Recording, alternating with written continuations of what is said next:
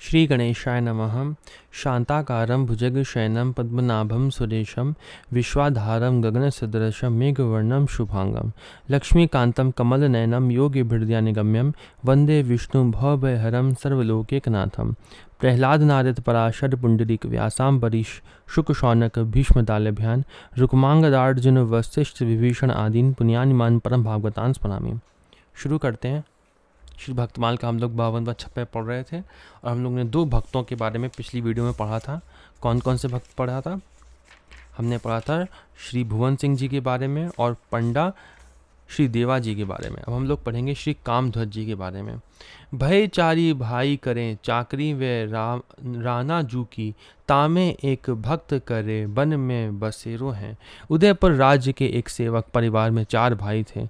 इनमें 3 भाई राणा के यहाँ नौकरी करते थे। एक श्री कामध्वज जी भक्त थे। वे वन में रहकर भगवत भजन करते थे। आय के प्रसाद पावे फेरी उठी जाए तहीं, कहे नेकू चलो तो महीना लीजिए तेरो है। समय पर घर आकर प्रसाद को पा लेते थे और फिर शीघ्र ही वहीं वन को चले जाते थे। तीनों भाई बार बार इस भक्त से कहते थे कि तुम जरा सी देर के लिए चलकर राणा जी के दरबार में हाजिरी बजा दिया करो, इससे तुम्हारा भी मासिक वेतन ले लिया जाया करे।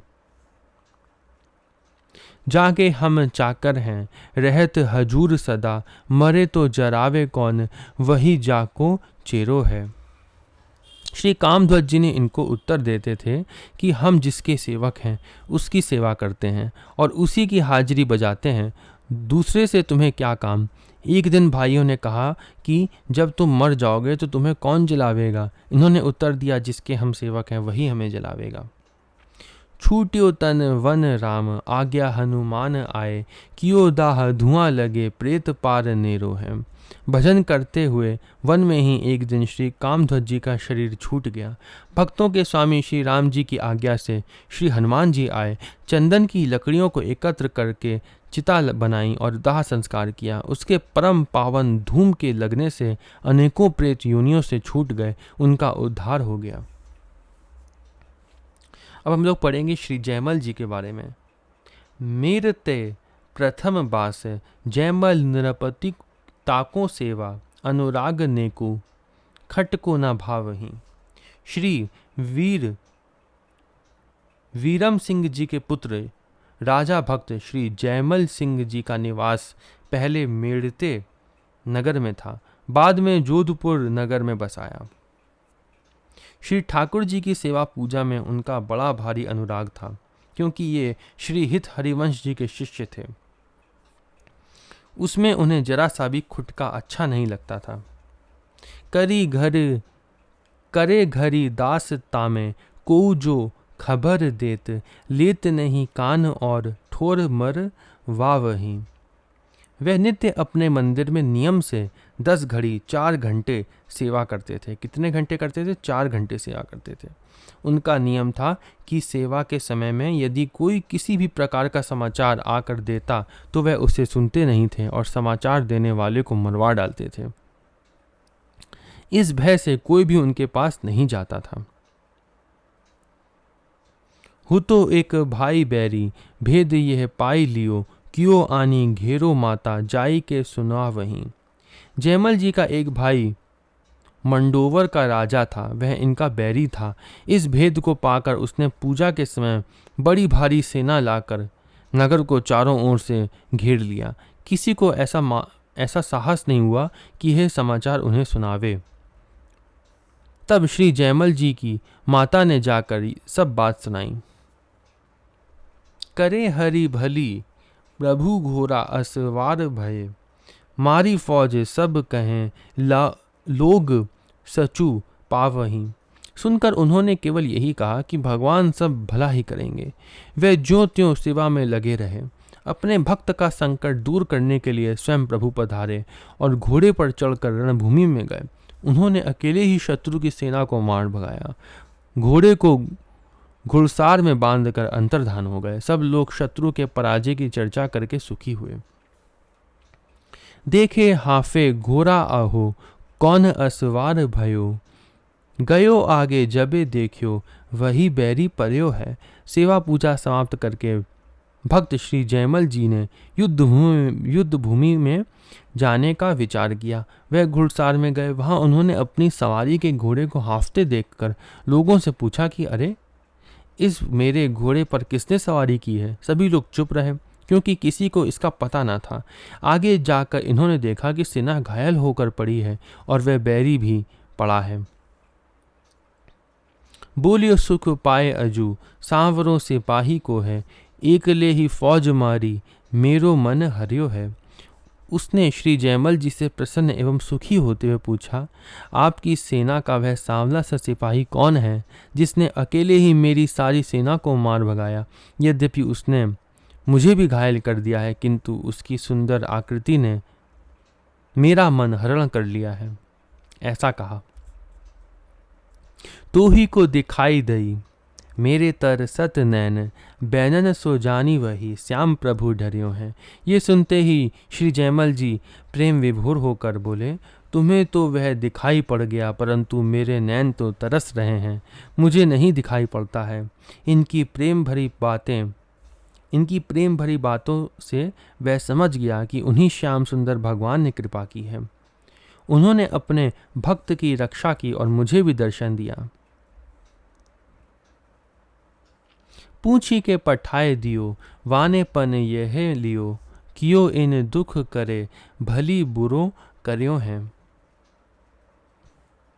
श्री जयमल जी ने उसकी कुशल पूछी और उसे उसके घर भेज दिया। उसने भी नित्य भगवान की सेवा करने की प्रतिज्ञा की। उस जयमल के शत्रु के मन में यह वेदना हुई कि मैंने भक्त के साथ बुरा किया, उसे धोखा दिया, परंतु भगवान ने मुझे दर्शन दिया। उनके भक्त ने मेरे साथ भला व्यवहार किया, धन्य है। अथवा जयमल के मन में दुख हुआ कि मैंने भगवान को कष्ट दिया। इस प्रकार भक्त की वाणी को प्रभु ने सत्य किया। आगे टिप्पणी में लिखा है श्री जयमल जी की वाणी। राम खजानो खूटे नहीं, राम खजानो खूटे नाही, आदि अंत केते पची जाही। राम खजाने जे रंग लागा, जन्म मरण दो दुख भागा। सायर राम खजाना जैसे, अंजलि नीर घटे वह कैसे। काया मांझ खजाना पावे, रोम रोम में राम रमावे। जयमल दास भक्ति रस भावे, खाना जाद गुलाम कहावे। अब हम लोग पढ़ेंगे श्री ग्वाल भक्त जी के बारे में।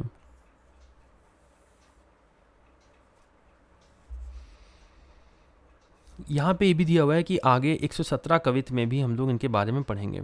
छप्पे 117 और कवित 486 में आगे भी इनके बारे में पढ़ेंगे। अब हम लोग पढ़ेंगे श्री ग्वाल भक्त जी के बारे में। भयो एक ग्वाल साधु, सिवा सो रसाल करे, परे जोई हाथ लेके संतन खवा वहीं। किसी ग्राम में एक ग्वाल थे। वह बड़े भारी भक्त थे और वह बड़े प्रेम के साथ साधुओं की सेवा किया करते थे। जो भी कुछ उत्तम सामग्री हाथ पड़ जाती उसे ले जाकर साधुओं को खिलाया करते थे। पायो पकवान वन, मध्य गयो ख्वाबे को, आई बे की ढील चोर, भैंस को चुरा वहीं। किसी त्योहार के दिन ग्वाल भक्त की माता ने इन्हें अच्छे अच्छे पकवान दिए। इन्हें लेकर वन में भैंसें चराने गए। भैंसों को चरती छोड़कर साधुओं को पकवान खिलाने वन में उनके आश्रम में चले गए। साधुओं के समीप बैठे रहे। आने में देर हो गई। इसी बीच अवसर पाकर चोर भैंसों को चुरा ले गए। भैंसें उनकी चोरी हो गई। फिर क्या होता है आगे? जानी के छिपाई बात, मातक सो बनाई कही, दई विप्र भूखो घृत, संग फेरी आवहीं। लौटकर आपने देखा तो भैंसें नहीं थीं। शाम को घर आए माता ने पूछा, भैंसें कहाँ हैं? माता को दुख होगा। यह जानकर आपने सच्ची बात छिपा ली और झूठी बात बनाकर माता जी से कहा कि माँ का संतों की अपेक्षा ब्राह्मणों में विशेष प्रेम भाव था। एक गरीब ब्राह्मण भूखों मर रहा था। मैंने सब भैंसें उसे दे दी है। वह भैंसों को चराएगा और छाछ से अपना पेट भरेगा। उसके बाद घी के समेत मेरी भैंसें वापस कर जाएगा। उन्होंने ऐसा कहा। दिन हो दीवारी को, सु उन्हीं पहिरायो हास, आई घर जाम लिए रांभ के सुना वहीं। कुछ समय बाद दिवाली का त्योहार आया। चोरों ने भैंसों को नहलाकर उनका श्रृंगार किया, चांदी की हुसलियाँ पहनाई। चोर लोग मत्त होकर नाच गान में लग गए तथा पटाखों एवं बाजे की आवाज़ सुनकर भगवान की इच्छा से सब भैंसों को साथ लिए चुराई हुई भैंसें वहां से भगीं और ग्वाल भक्त के द्वार पर आकर रभाने लगीं। ग्वाल भक्त ने अपनी माता से कहा, देखो ब्राह्मण भैंसें वापस कर दिया, घी बेचकर चांदी की हुलसलियाँ भैंसों को पहना दी है। इस प्रकार भक्त के मुख से निकली बात को प्रभु ने सत्य किया। तत्पश्चात संतों की कृपा जानकर संपूर्ण धन संत सेवा में लगा दिया। तो भक्त जो है भले ही अपनी बात सत्य, भगवान अपनी बातों से सत्य करते ही हैं वैसे, लेकिन भगवान ऐसा कहते हैं कि भले ही मेरी बात सत्य ना हो, लेकिन भक्तों की बात को भगवान अवश्य सत्य करते हैं। ऐसा भगवान ने ही कहा है। आगे पढ़ते हैं। यहाँ पे हम लोग श्री श्रीधर स्वामी जी के बारे में पढ़ेंगे। भागवत टीका करी श्रीधर सुजानी लेहू, गेह में रहत करे जगत व्यवहार है। जिन भक्तवर श्री श्रीधर स्वामी जी ने श्रीमद् भागवत की टीका की है, उन्हीं का एक दूसरा चरित्र कहा जाता है, सो जानिए। प्रथम आप गृहस्थ आश्रम में थे और वहां के सब व्यवहारों को यथावत करते थे। इनका चरित्र हमने 56-45 में भी पढ़ा था, तो वो भी आप देख सकते हैं 56-45 में। वो कुछ पिछली वीडियोस में मैंने किया था, उन्हीं के नाम से 56 भी है पूरा, वो श्री श्रीधर स्वामी जी, तो वो भी देख सकते हैं। यहाँ पे भी इनका कुछ चरित्र दिया हुआ है, उसे पढ़ते हैं। लिखा है, चले जात मग ठग लगे कहें कौन संग, संग रघुनाथ मेरो जीवन आधार है। एक बार आप रास्ते में चले आ रहे थे, ठगों ने आपसे पूछा, तुम्हारे साथ और कोई भी है क्या? आपने कहा, मेरे प्राणों के आधार श्री रघुनाथ जी मेरे साथ हैं। जानी इन को नाही मारी बो उपाय करें, धरे चाप बान आवे वही सुकुमार हैं। ठगों ने साथ चलकर किसी को ना देखकर यह समझ लिया कि इनके साथ कोई भी नहीं है। तब वे इन्हें मारने और लूटने का उपाय करने लगे। इसी बीच ठगों ने देखा कि धनुष बाण धारण किए हुए परम सुकुमार प्रभु श्री धर जी के साथ साथ चल रहे हैं। आए घर ल्याए पूछे, श्याम सो स्वरूप कहाँ, जानी वे तो पार किए आपू डारियो भार हैं। बीच बीच में भगवान ठगों को नहीं दिखाई देते, तब वे फिर मारने का प्रयत्न करते। तैसे ही बाण तान कर डराते हुए दिखाई पड़ते। ठग लोग साथ साथ लगे चले ही आए। जब वे अपने घर आ पहुँचे तब ठगों को श्री रघुनाथ जी कहीं भी नहीं दिखाई पड़े। तब वे श्री श्रीधर स्वामी जी से पूछने लगे, सामने से धनुष बाणधारी जो आपके साथ थे वह कहाँ हैं? श्री श्रीधर स्वामी जी समझ गए कि श्री रघुनाथ जी ही वन में साथ रहकर पार किया। प्रभु की कृपा का अनुभव करके आपने गृहस्थ आश्रम का भार अपने सिर से उतार फेंका और भजन करने लगे। चोरों ने रहस्य जानकर स्वामी जी की शिष्यता स्वीकार की। जो इनका विशेष चरित्र था वो हमने यहाँ पे पढ़ा और यहीं पे समाप्त होता है।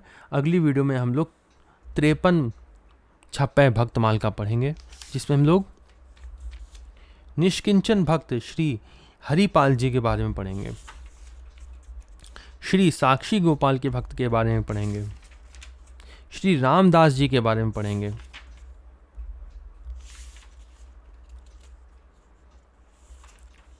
इतने भक्तों का अगले छप्पे में पढ़ेंगे। ओम नमो भगवते वासुदेवाय।